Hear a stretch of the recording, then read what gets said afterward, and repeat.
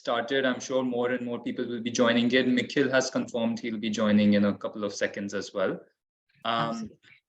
So yeah, I'll just start with a quick intro. So firstly, thank you everyone who has been able to make it today to this workshop. It's obviously a workshop where we'll talk everything startups with a focus on how to really build a startup in today's environment with the recession looming around and a big downturn that has taken place this year. So a little bit about me and what we do at Pivot. I'm the founder at Pivot, which is an early stage startup. We focus on helping people in their careers, especially when they're making a transition from one domain or industry to another. Oh, I see Mikhil has joined us. Mikhil, hi, we're just doing a round of intros and then we'll dive right into it. Feel free to switch on your audio and video when you get a chance. Yeah, so just getting back to Pivot. So yeah, we focus on helping people make career transitions if they're changing their role or industry. We have been working with over 3,000 people on helping them achieve their career goals. And one of the areas that we focus on is helping people build something of their own, build their own startups.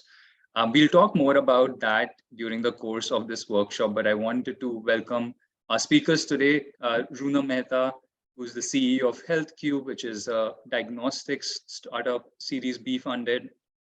Runam, welcome. Thanks so much for making time for this. And we also have Mikhil Innani, who is the MD and CEO of, of Apollo Finvest, my bad, who is the MD and CEO of Apollo Finvest. And that's a fintech, which is AWS for lending. So they help companies get started in providing customized loans for their businesses. So welcome, Mikhil. Thanks for making time. And I would give you both a chance to perhaps describe a little bit about your startup journey as well. So Runam, we'll get started with you. Thanks, Sarjan. Pleasure to be here and great to see so many people who've logged into this workshop. I'll be very brief. I've been doing startups, working in startups in different forms and shapes for the last 12 plus years. My first venture was one that I started myself in Mumbai. It worked with corporates to deliver workshops. Once I moved to Bangalore, I spent 7 years in Porter. It's one of the successful startups in the healthcare space, home healthcare player. I was with them for 7 years, built multiple business verticals. I worked almost as a turnaround business manager within the organization. And for the last 2 years, I've been with HealthCube. What HealthCube does is we have a very innovative device, which we sell in rural healthcare segments. And I'm not the founder of this company, but I am the professional CEO for the last 1.5 years.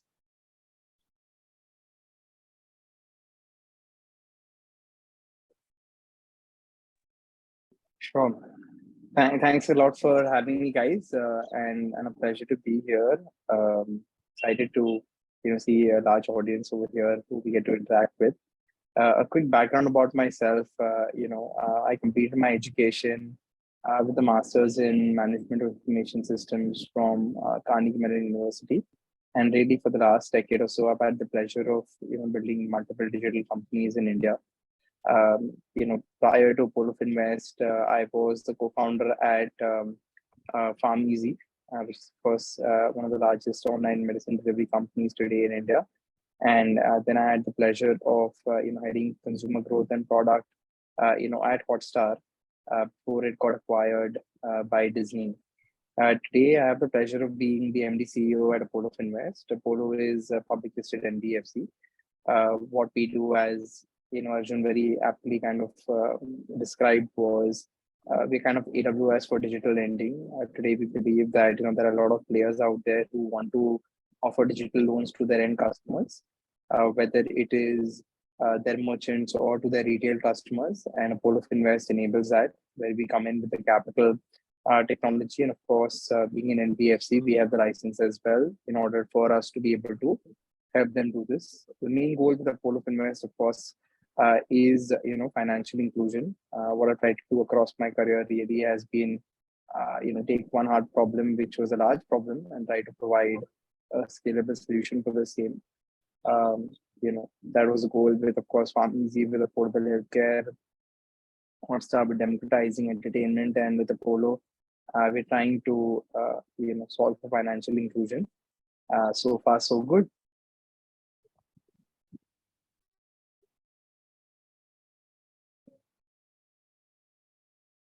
So let's dive right into it.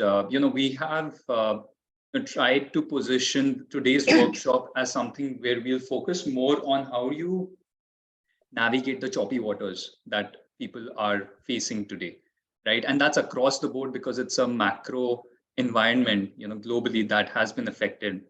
Obviously, starting with things in US and the Silicon Valley, which always have a trickle-down effect across different countries, including India, right? So some of the trends are quite obvious. They're the elephant in the rooms in terms of the funding window.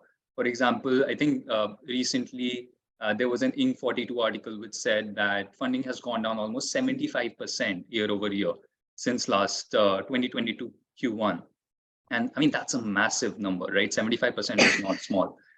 Then we have, the bank collapses happening, the layoffs that are taking place every day. So these are all, grim things to hear about and can really be demoralizing for a lot of people who are perhaps just getting started on the startup journey. But let's say, you both have been in this field, you've been running the startups for quite some time. You may have faced other downturns and other, the cyclical events as well. So, Runam, just from your perspective, what are some of the key trends or key things that startup founders and founding teams should be keeping in mind today as they are trying to navigate today's volatile and choppy environment? Thanks, Arjun. I think what you said is bang on, right? It's a cyclical event. That being said, it is severe. The 75% number, I can't comment on one way or the other, but times are palpably tougher when you're in the market, you're speaking to others in the ecosystem. These are times when everyone has tightened their purse strings, and for good reason. So I think the trends that founders need to kind of keep an eye on, one of the things is that everyone is in survival mode, right? It's not just you. So while you look at your own cost structures and you look at how to make them more efficient, and by that, that doesn't necessarily mean letting go of people. It can mean, looking at your rent, looking at various other big ticket items. But while you're doing that, keep in mind that all of your clients and all of your vendors are also facing the same downturn that you're facing. So it is equally important to watch out for what's happening in their industries and mitigate for the risk that you are facing from those sides, because that's easy to miss. Everyone knows to look into their own business, but sometimes you're not paying attention to other businesses that you are dependent on. So that is an important risk to mitigate. And yeah, I believe the next 18 to 24 months will see this entire downturn kind of play out before we start seeing some. Yeah, I think that's an important point, not just looking at what's happening inside your house or inside your company, so to speak, but more outside as well, especially with regard to your clients. So Mikhil, from your experience, I mean, you've worked at different kinds of startups also, right? You've been a co-founder at PharmEasy. You are currently managing a large listed NBFC startup. There are different things that different startups might need to do depending on the sector they are in, depending on the stage that they are in, right? From your perspective, how does, let's say, an early stage startup buildup, Series A or pre-Series A, should be thinking about this as opposed to, somebody in a more mature startup like post-Series A, post-Series B? Yeah, I mean, I think this goes back to like first principles fundamentally, right? One of the things which I really strongly believe in is that you should be building a company as if you're always in a recession. It doesn't really matter, honestly, whether there is another check coming, there isn't another check coming, right? Fundamentally, all you should be doing at all given points in time is being, highly efficient with your capital. Especially in tech companies, there is really no excuse for, having inefficient structures, at least when it comes to, people capital, right? Most companies, I think, struggle with having significantly large number of people than are actually needed. And, these are events which I think just makes them realize that, maybe the company runs exactly the same with even 50% of the people.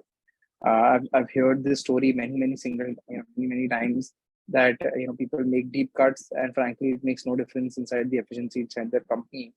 But I think the lesson we should all take, right, fundamentally is that one, run your company as if it's always a recession, because the problem with doing, the other way is that essentially when you do this stuff, right, where you hire like crazy in times like 2020 and 2021, where funding was galore, and then like typically, as like clockwork, the cycle comes in where, basically there is a little bit of a funding crunch when you have to kind of let go of a bunch of people. I think what it does inside the company is it causes cultural chaos, right? Because basically people lose trust in leaders because they feel you don't know what you're doing, right? And that's, I think, it can be very, very dangerous, right? Because if your people don't trust you and they don't feel that you basically are running the company in the most efficient way, because ultimately that all of the problems, right, are the entrepreneurs, right? There is no two ways about it. When people get fired, it is not the problem of the people who got hired into the company. They don't have obviously that macro level visibility when they join you. It is your responsibility to make sure that you get somebody on board, and then kind of at least make sure from a macro level perspective that that role is at least required, right? Obviously the other person has to perform, but that should be the gamut, or basically what they have to kind of look after, right? So that's really point number one. I think point number two is little to do with valuations as well, right? One of the unfortunate trends which has happened is that in 2020 and 2021, a lot of companies raised money at valuations which weren't real. Basically they've been forced to try and grow into these valuations right now, right? And now what's going to really happen is that if you don't hit the kind of numbers which justify those valuations, it's going to lead to down rounds. And when a down round basically ends up happening, it's incredibly annoying for your investors who came in at a higher valuation, and you're basically going to have to deal with a very, very unhappy board, and that's not what you want, essentially, right? So I think one of the biggest piece of advice I would always tell other entrepreneurs is that just keep a very simple mantra in mind. If you're raising valuations, you're raising expectations, right?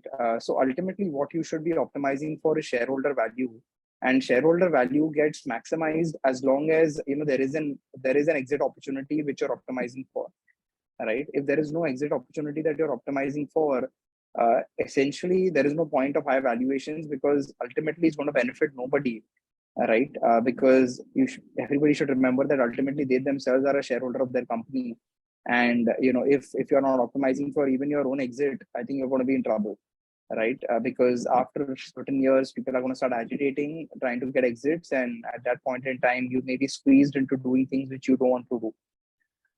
So that's really point number two. And finally, point number three is, if you're following these two first principles, I think point number three is, I think it's a fantastic time personally, because I think you can do two things. One is you should be incredibly aggressive right now when it comes to hiring, if you've not already basically overhired before, because actually you can go in and now hire amazing talent for 50%, 40% cheaper prices, because the market has just normalized. And point number two is, a lot of your competition is going to die, right? Because a lot of people like to come to startups and build companies when the atmosphere and it's a really nice party going on. But these are the times which basically most people, right, realize that this isn't as fun as they had imagined it, and then they kind of retreat, right? So according to me, again, right, like the third point about being aggressive, I think that's critical, because if you follow the first principles of point number 1 and 2, and then if you execute point number 3, events like this can actually be perfect, and come just at the right time for your company, right? So I think it's just about following first principles, and hopefully you should be in good shape, because a lot of times if you're just making it to the other side, right, I think like every event, right, there is sunshine at the end of the tunnel. If you make it over there, there's going to be very few of you guys who are going to be making it to the other side.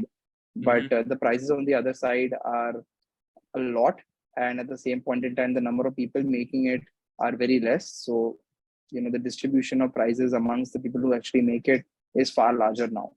Yeah, I think there are some very, very important points that you broached, Mikhil. I think especially, the first 2 points that you talked about with regard to, managing your headcount, especially in the boom and bust cycles, not overhiring and then completely slowing it down during a bust. And the same thing, like managing your startup based on just what the investors are valuing you at. I think those are very important points. And I would say funded startups definitely got into a situation where, they weren't ready to manage or to handle the current recessionary environment that came. I think everybody was sort of, taken aback with the way things happened. The point that you made about team hiring and team management and how it can lead to, internal cultural issues, perhaps when you're doing layoffs. I don't know how many pre-series A startups might be doing that at this time, because yes, they may have hired a lot of people, but at the same time, the team size is generally, less than, I would say, 50 people or 100 people, generally speaking. But I do want to talk about that element of chaos potential when you are letting people go, or when, even if you're not letting people go, business is severely down and you're seeing massive losses or declining trends. Runam, in your perspective, how do you motivate, how do you keep your team intact and tell them, guys, that this is temporary and we are going to survive this? What are some of the things that you do within your company to navigate this? Thanks, Arjun. I think I agree. Mikhil made some really great points in the previous question. To answer your current one, how do you prevent chaos? I've gone through multiple rounds of layoffs for a variety of reasons in Portia, and what I saw and what I learned was, when your peers are being let go, or when you're being asked to let your teams go, or if you make that difficult decision, there is bound to be some bitterness, right? There's bound to be a lot of insecurity. I think 2 or 3 things that help. One is to be transparent, right? To take into your confidence the stakeholders who are your critical talent and that are going to be left behind in the company to run the show with you. They have to be on board. They have to see the human side of you. They have to see the decision making. They have to see why we have to do what we have to do in order for the business to survive. And have a conversation about them. What is the most effective, humane way of doing a layoff? No one likes to do it, right? The ones being laid off their lives are upturned, but the ones doing the layoffs, and I'm sure Mikhil, I can see nodding along, agrees, the ones who have to do the layoffs don't have it easier, because we have to go home and face ourselves as well, right? It is our responsibility at the end of the day. We should have probably been more responsible, while hiring. So be transparent, get your critical talent that is going to remain, that is going to run the company for you, keep them, as part of the decision making. Do it in person, right? And the team, the group here is not people running large organizations. They are small startup founders. Do it in person. Make it as easy for the person being let go as you can, right? Small things. If someone asks you for 15 days of extra notice period, you can afford to be generous. They're the ones, who are in worse shape than you are immediately. And be generous where you can. So give them a good farewell.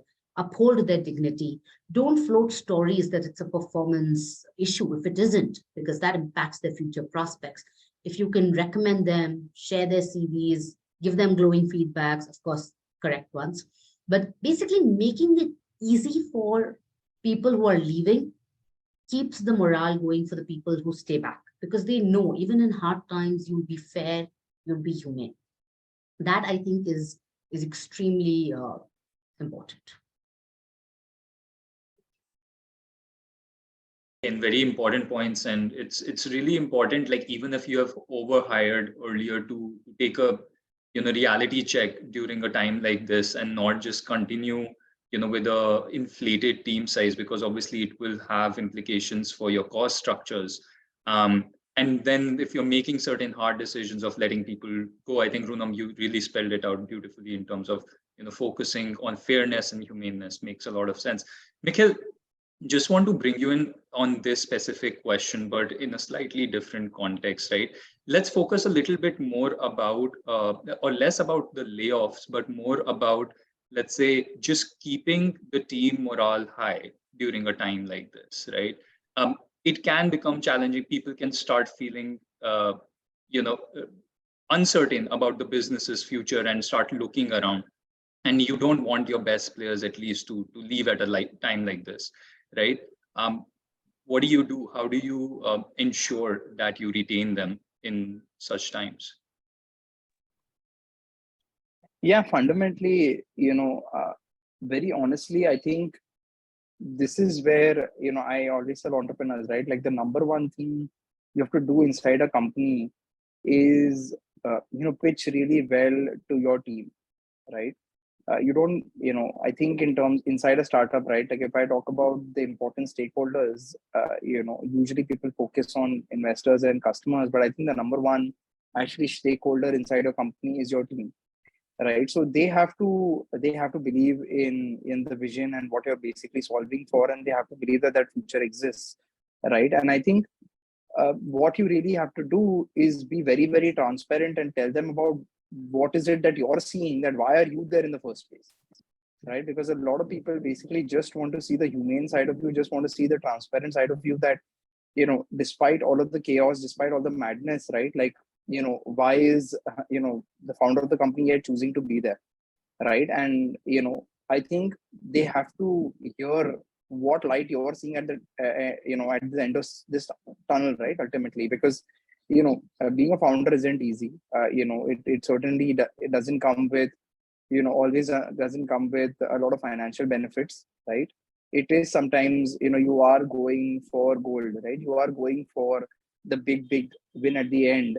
And in uncertain times, sometimes it's very demoralizing even for the founder, right? So I think what you should be is be transparent that, hey, firstly, this is terrible, right?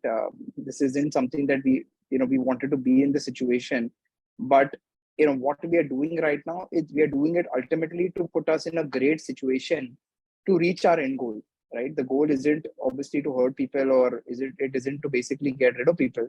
That's a mistake. We all need to learn from our mistake and do much better before next time, basically. But fundamentally, this move that we are making, firstly, like if you're having to let go of people, right? I always suggest people to let go of 20% more people than they have to, because you want to be extra cautious and create a situation where sometimes there is more work, and less number of people, just to keep people's minds busy, right? You don't want people basically working in a very relaxed fashion after something like this, because an idle mind is a devil's workshop.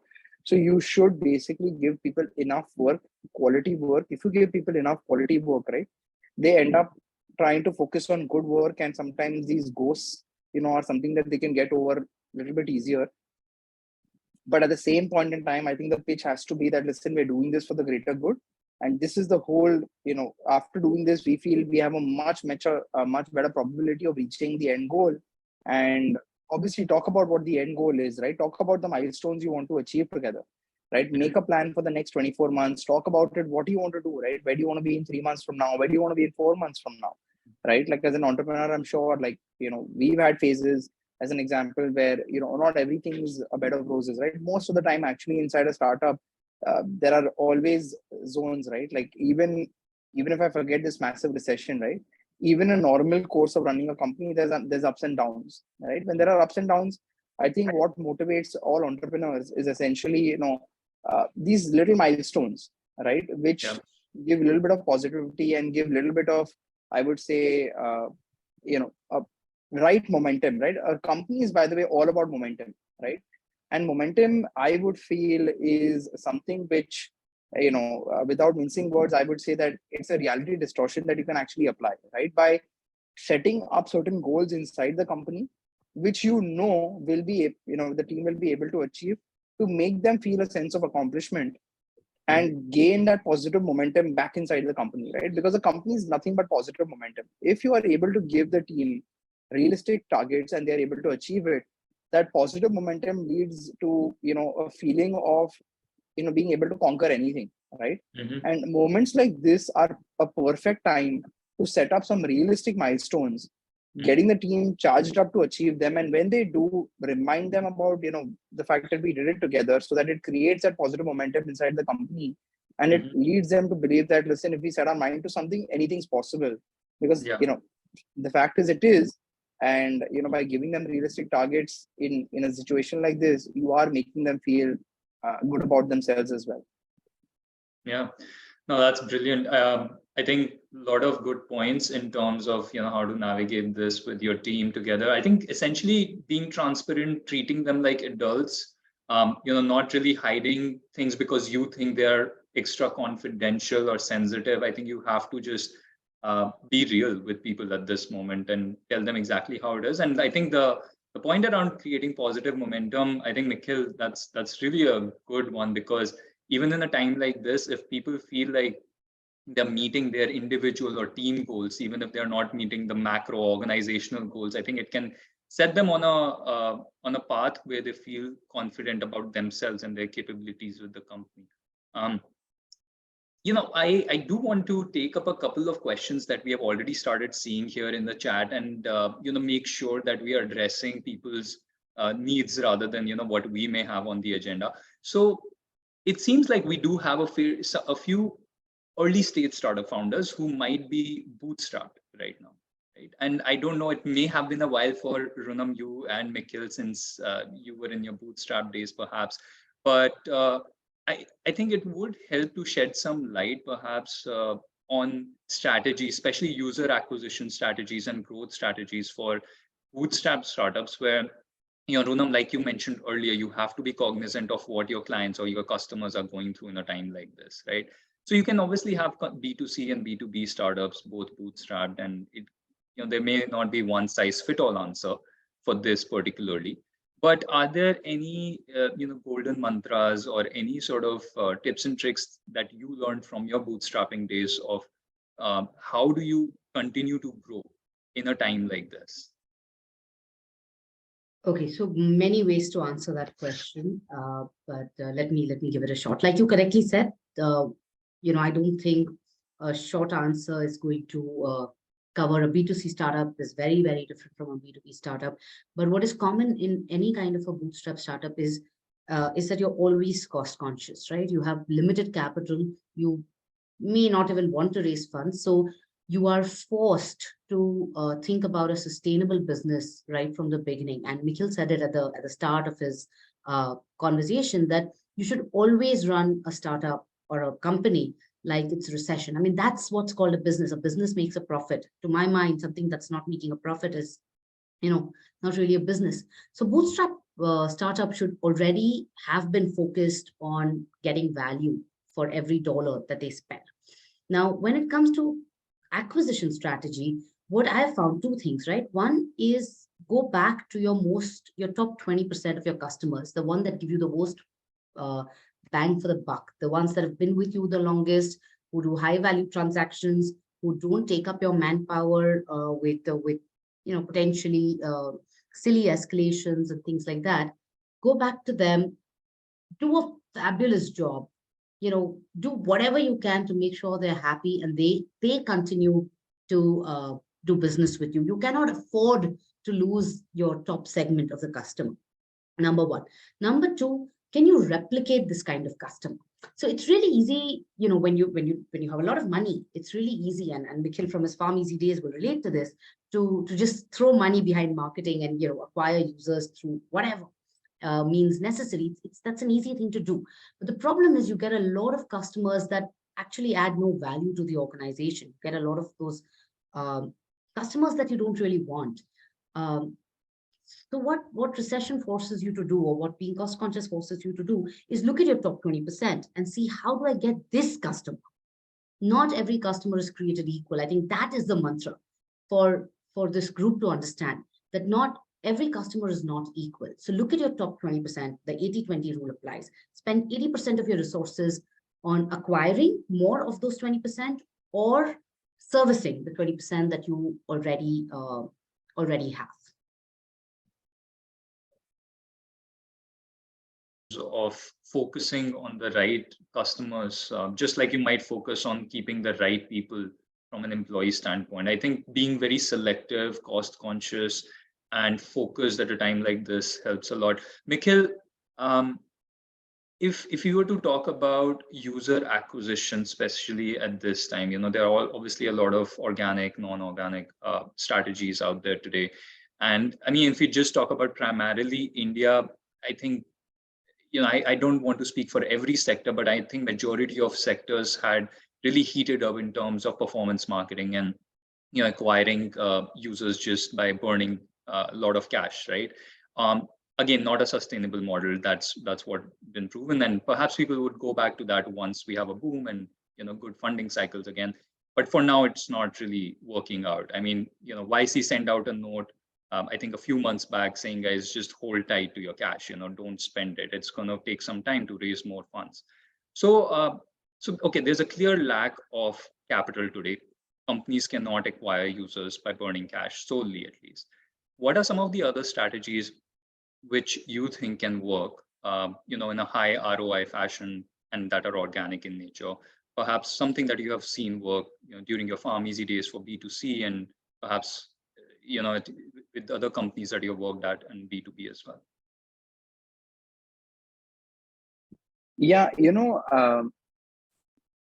fundamentally to me, I think the way I think about this, right, is actually, quite similar to what, Runam basically, mentioned, right, which is, I think, you have to think about quality revenue versus, poor quality revenue, right? And this, really the meaning of this is quality customers versus poor customers, right? Essentially, see, what I recommend as it is, like when you're a company which is like, Series A and lower, essentially, right? Like I think there is no concept, in my opinion, like inorganic marketing, right? At that point in time, I think if you're doing it, you're already being wrong, fundamentally, because see, if your growth strategy is basically spending money on Facebook, Google, Instagram, etc., right? I think, to me, like an 8th standard kid would tell me that strategy, frankly speaking, right? So I think if ever a founder comes up with a strategy like this and they're spending like 80% of their marketing dollars there, I think that's a very poor sign, right? To me, I think that smells of like laziness, right? And ultimately, we all know what happens to like lazy companies, right? They just die, right? Because you can't do something which the whole world is doing. I think fundamentally what you have to do is do things the hard way, and I always recommend people actually go physically, right? Whether it's B2, if it's B2C, then it's a little bit harder to do, but it is yet the right approach.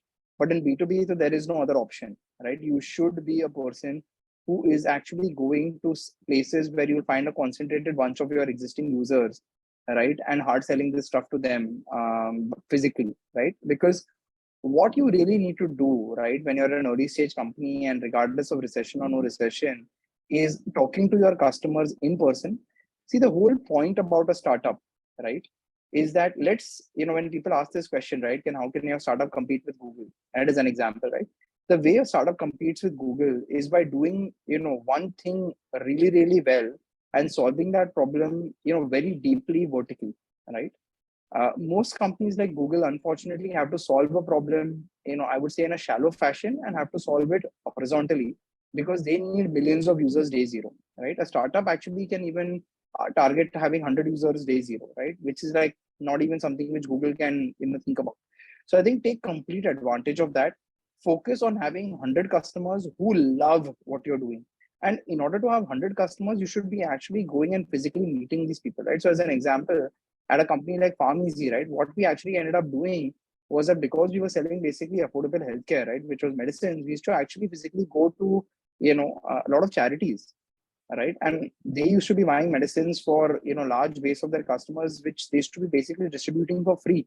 But they obviously had to spend money, right? We used to literally go there and, get humongously large orders from them because they had to do this, right? This was their work. But just going to one place, it ended up creating a win-win situation because they were like, oh my God, this is amazing.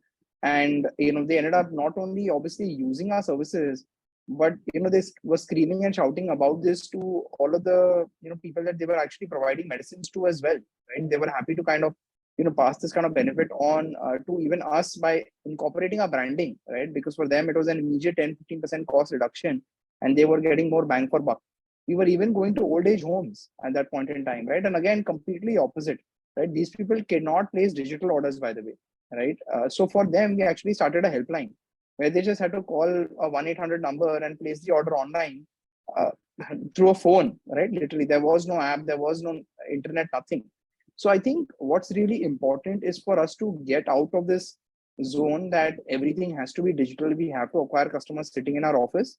I think you need to go out, find places where your customers are, go and talk to them. Because one of the best thing which happens when you talk to your customers, right, is how they describe your service, right? Because when, in most founders, right, what ends up happening, the unfortunate reality is that we are not monks, right? We are human beings who have emotions and feelings and biases. So we usually end up building stuff that we want to use, right? And I see this with a lot of companies, especially which are tech companies. They'll build cool stuff which the founder thinks is cool, and they'll build it and they really enjoy building. Because the problem, most of us being, engineers, we like building, we hate selling, right? Because essentially, in building, it's exciting, right? All your team is high-fiving each other when you build something, a cool API or something like that. It's really fun, right? You're using a new technologies. It's a lot of fun. But when you're basically selling, unfortunately, what ends up happening is that it's eating a lot of shit, right? Because the opposite person is constantly telling you that your baby is ugly, right? Your service is not good. I don't want it. Whatever reasons are there, right? And it's really, really painful, right? Because that really tests you from a psychological standpoint. Because imagine out of 100 people that you talk to, probably 10 people will, if you're lucky, 10 people will tell you, okay, that sounds cool, I want to hear more, right? 90 people will be like, don't irritate me, walk away, right? And that's really, really painful. But those 10% of the people who will actually be like, I'm interested, that's where your signal is. And that's where it's very, very important to understand what USP are they seeing in you and double clicking on that. Don't build stuff which you think is the customer wants, build stuff which the customer wants. So there is a journey which every startup founder needs to go through, which is from going from what I want to build to becoming a monk whose pure purpose in life is to serve my customers, right? And when you're in that Zen mode, right, in your mind that I only exist to serve my customers, that's where the magic lies, right? Because then you will not care, inside a company today, as an example, right? Like when I talk to my, product managers or engineers or even, sales team, BD team, etc., I don't really care about, I never even hear a language where somebody says that, I think this is something we should build, because I frankly tell them, I don't care what you think. The only thing I care about is customers. And in a B2B company, right, this is, according to me, building a B2B company is a huge boon, right? Because you have a handful of customers, right? You will not probably have more than 50 customers, 20 customers, 100 customers. You can literally fly down and sit next to the decision maker and hear them out, talk to them, and sell this to them like one-to-one as a human being, right? That's huge advantage, right? That's a humongous advantage, because most companies which are competing against you will probably be large companies. They just can't do that, right? They can't do that for every customer unless it's a massively large customer, right? That leaves vulnerable the long tail, which they can't chase like the way you can. And you should go after initially, the entire the long tail, who aren't getting that kind of service, who aren't getting that kind of attention, right? Make them feel heard, make them feel wanted, build stuff which, completely is custom made for them. And if you do this for your initial 10, 20 customers, right, make them feel like, you're a tailor and your job is basically to custom make solutions for them. They are going to think about the next best thing to slice bread, and they won't stop raving about it, right? And that experience that they will have will, sometimes make them feel even paying you a little bit extra than they were paying, these large companies, because they'll be like, oh my God, this person literally sits in my office, right? I've not had this good customer support or this good, service from anybody before. And sometimes, you'll also find, like I said earlier, right? You'll hear how they talk about, your product. You'll know which areas that they are actually interested in. You'll kill 80% of the features because that's not something that they were interested in. That's something that you thought they would be interested in. Focus on 20%, but build deeply in that 20% zone, right? So that, you end up building a very polarizing product, right? And that's very important. Initially, build a polarizing product, which makes sure that people essentially, when they hear about you, if it's in their zone of interest, they immediately become interested. If it's not in your zone of interest, they bounce off. Right. Yeah, no, I think, Mikhil, I loved a lot of what you were saying. I I especially like two things, right? One is the part where you talk about, I think you really emphasize getting out of your office and going to your customer. I think that to me distills a lot of the different points you are trying to make. With one thing, which I think Steve Blank, who is considered, one of the fathers of modern day startups, said in his Startup Owner's Manual, the first chapter is titled "Get Out of Your Building," right? Get out of your building. That's what he says, and I think essentially that's what you're saying. Don't sit in your office when if you're B2B or you're B2C. And the other thing which I really like that you brought up was in your Farm Easy days, it was more B2C, but you ended up finding like a hub of potential customers going to an old age home. So you have to think outside the box. There might be people who may not be able to use tech or may not be able to find your product unless you go to them and explain to them. And once they know about you, then it's just about delivering your product in the easiest way possible to them. So I think both of those points are very, very helpful. One of the other questions that we have, and again, this is for somebody who might just be starting out their startup journey, is if you are a non-tech founder when you're kicking things off, with so many no-code tools and easy to build options today for tech startups, is it really necessary to have a tech co-founder? I think this is one of the most common questions we get just generally from people who are thinking about building a startup. Runam, do you have, I know you started your journey slightly at a later stage as a professional CEO, but do you have any thoughts on how important it is to have a tech founder when you are just starting things out?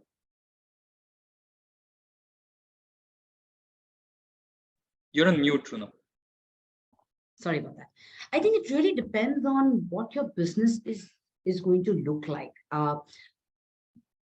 If I was starting a company today, and I'm not a techie, I'm not an engineer, so I love to sell, Mikhil. I don't necessarily build. I only build the business.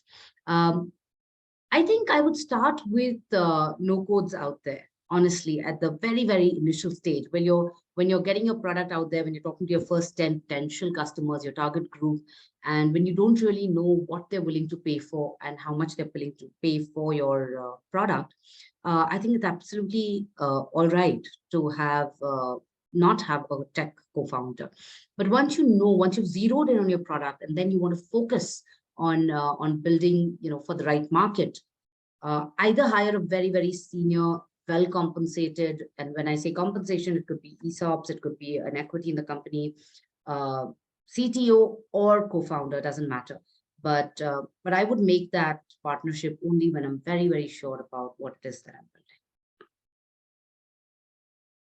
But Mikhil, maybe you have a different take on this, because I don't know. This is definitely one of the most common ones. I'm sure you probably have heard this one before, right? And there's no one right answer, but I think the context has changed, as Runam also pointed out. Today, there are so many no-code tools which weren't available even just, let's say, 2 years ago. And a lot of founders are starting out by using them rather than having a deep tech product and a co-founder. What are your thoughts on this? Yeah, I mean, I kind of echo what Runam basically said, right? I think you can, fundamentally right now, like you rightly pointed out, there's so many tools out there. I think there is no excuse right now, at least at an early stage, essentially to not solve the problem with minimal tech, essentially, and, a lot of manual intervention. So, very frankly speaking, I've done this at all my startups, right from Palm Easy to even Apollo today, where, I mean, we did have a tech team always, but the tech that we built was so base, right? Like literally we spent like 2-3 days building, and then we just threw people at the problem, right? Because the reality is in India, right? There are so many people. And in both these companies, essentially, we just went out and hired interns who are basically getting paid like $7,000 a month, right? Like you go to, a lot of these B schools, which aren't, always the top tier colleges, but, I think basically finding inspired people anywhere, right, with 7 on 10 IQ is all you need, right? You don't really need the smartest people in the room to do a lot of the major stuff that you have to do at an early stage. And imagine for $7,000 a month, they'll be there with you for 3 months, and you can try out a lot of things. And whenever you get signal, right, whenever you actually feel like, okay, this stuff is going beyond, firstly, number one, doing stuff manually, and number two, you're confident that this is going to last, right? In fact, like, this is a philosophy which I even apply right now inside the company. We don't build a lot of things, right? The bar for building something from a technology perspective is very, very high. It has to, one, cross us our ability to do something manually, and point number two, the team has to prove, to whoever is basically building tech right now for my team, essentially, that this is something which is going to continue for at least the next 2 years. Because a lot of times, the first criteria will be met, right? That this has gone above that what we can do manually, but sometimes it's just a rare event. It may last for a few months and then it will disappear. But once you build something, who's going to maintain it? There'll be bugs again, so basically building features, killing features, all of that stuff is critically important, and you have to get all of those things right. So yeah, in short, you don't need a massive tech team. You should basically build stuff, using a lot of the no code available, the tools which are there. And at the same point in time, don't be afraid to hire like 10 people at that point in time as interns, right? Because probably even if you hire 10 interns, right, the cost is going to be like that of one full-time employee, right? That's how sometimes, cheap manpower is available, especially a very, very young talent, right? Which can totally make up for the lack of automation that you have in the startup. Yeah, no, very important points. I would actually love to add to what Mikhil said, because he pointed out something very important, right? The availability of talent across tiers of cities, tiers of colleges, whether it's engineering, whether it's MBA, there are inspired people to be found everywhere. And I mean, I myself, I am a physiotherapist. I did not have an MBA when I joined Portia, and I have been the fastest growing individual in Portia because I had the opportunity, 7 on 10 IQ, drive. So don't get hung up on trying to find the smartest person in the room. Just find the one who's most driven and who believes in your cause. And they're actually everywhere. Ideas, sort of go against conventional wisdom. Yeah. A lot of times people would say, hey, try to find the best talent who really believes in your vision and, can deliver from day one and all those things. I think just starting small, taking steps that will de-risk your strategy early on, right? Where you understand what is really working and what's not without spending a lot of money and time. I think that's the best way to build. So yeah, I think really, really helpful insights there. The next thing that I wanted to talk about, which we haven't, we have alluded to it, but we haven't really gone deep into it, is just funding, right? So, that is the biggest elephant in the room today, as we started with that 75% stat.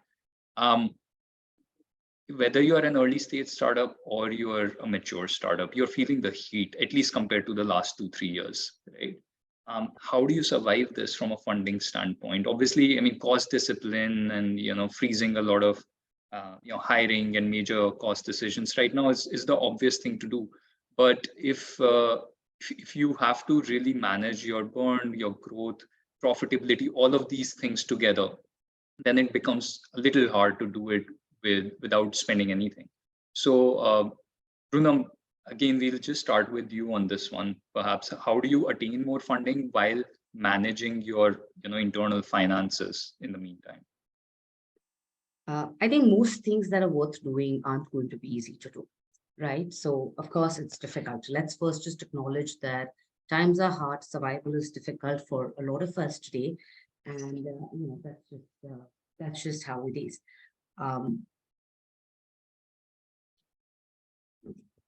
Sorry, the screen seems frozen.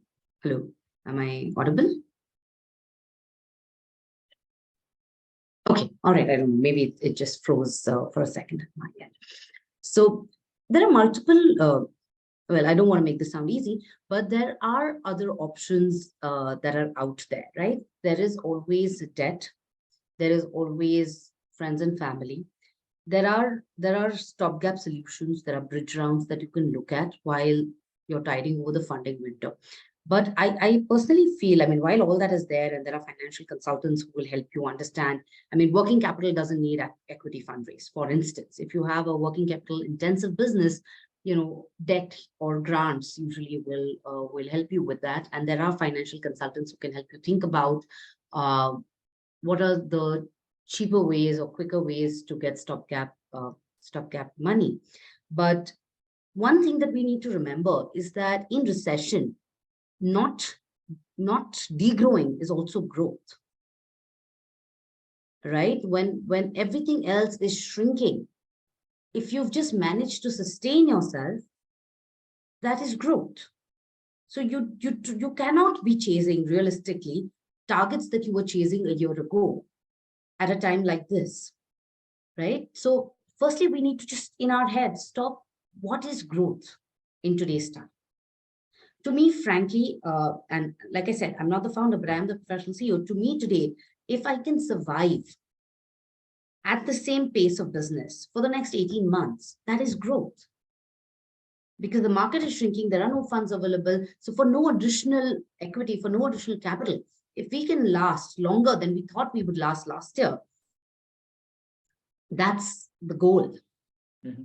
I think the first thing to do is understand in recession, not shrinking is growth.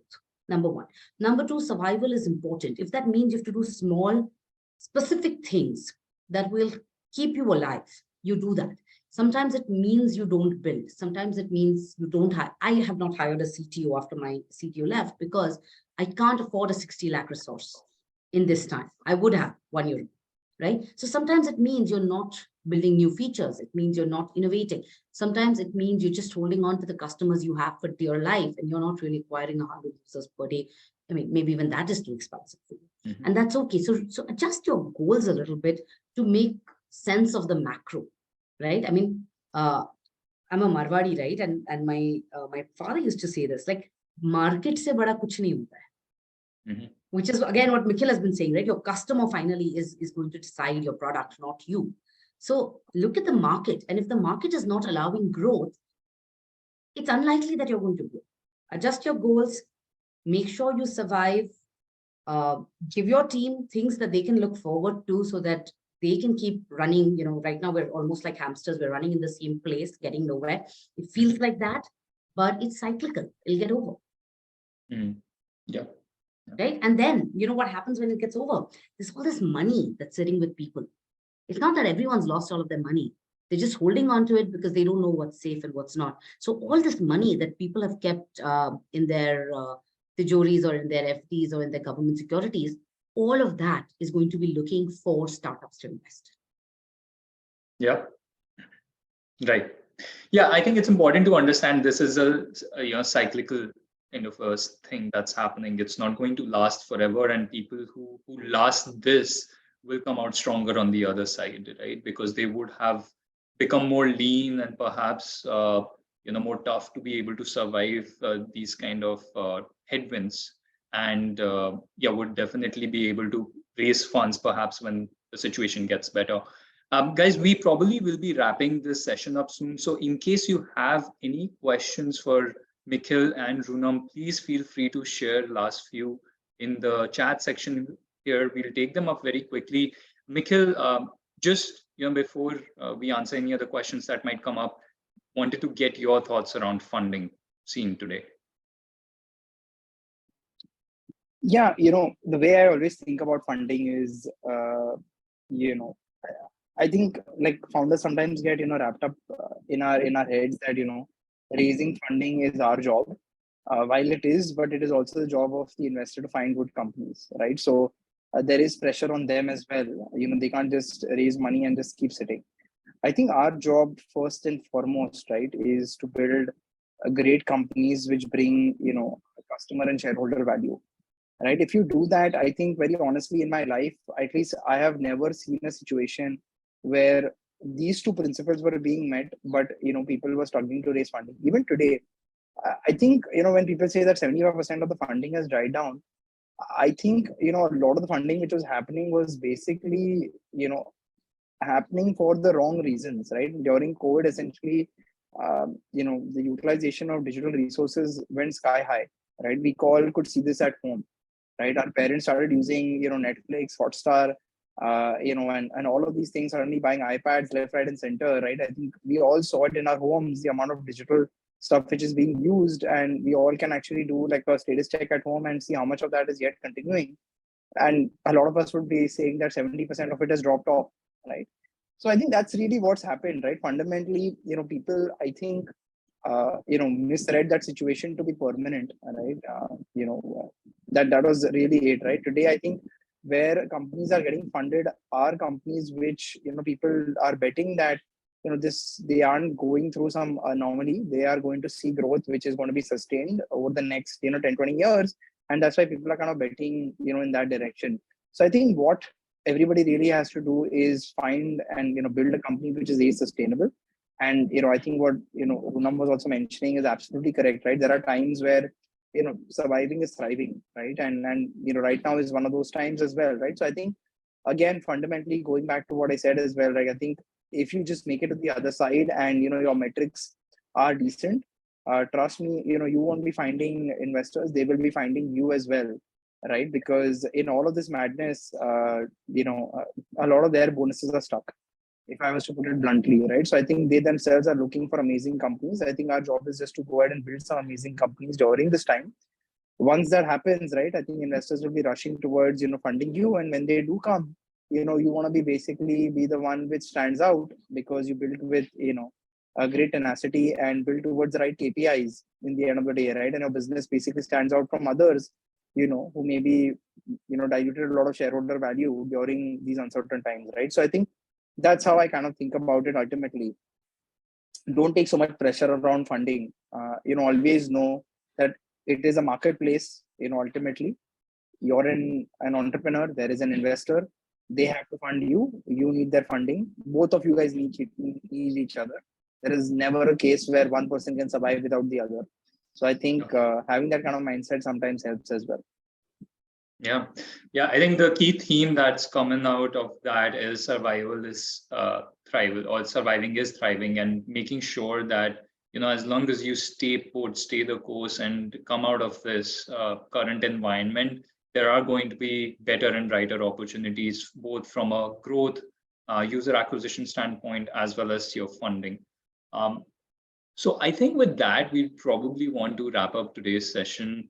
We have just overrun slightly beyond our time, but I wanted to take this opportunity to thank everyone who was able to join today during their workday. Thanks so much for making time for this. We have recorded this conversation and we'll be sharing it with all of our registrants very soon. We have also shared Runam and Mikhil's profiles in the chat section here. So in case any of you are thinking about getting one-on-one guidance or feedback with regard to your own startup strategy, how to navigate today's uncertain times, both Runam and Mikhil are mentors with us. They will be able to share their learnings and experiences with you in a very personalized and tailored way. So do feel free to just check their profiles out. I'll also be sharing Pivot's profile here in case anybody is thinking about making a transition or building their own startups today. And with that, we are going to close this. Runam and Mikhil, thanks so much again for coming and joining this, sharing your insights. It was really, really enlightening and helpful. And I wish everybody the best of journeys in their startups. Thanks so much. Thanks, Arjun. Nice talking with you, Mikhil. I learned a lot as well. Pleasure. Same here. Thank you so much, guys. Bye-bye. All right. Bye-bye. Have a good evening, guys, everyone. Take care. Bye.